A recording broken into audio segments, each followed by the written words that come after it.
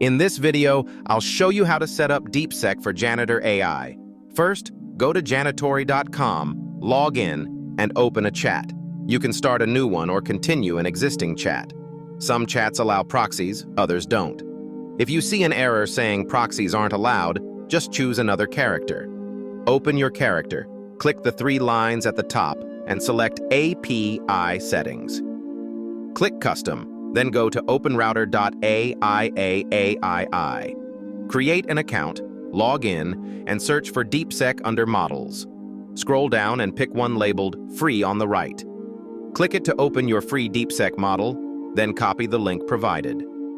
Go back to API Settings, click Proxy, and paste the link in the model field. For other API proxy URL, paste the same link. Next, go to API Keys. Create a new key by clicking API or Keys at the top right. Give it a name, like DeepSeek Janitor AI, and click Create. Copy the key and store it safely because you'll only see it once.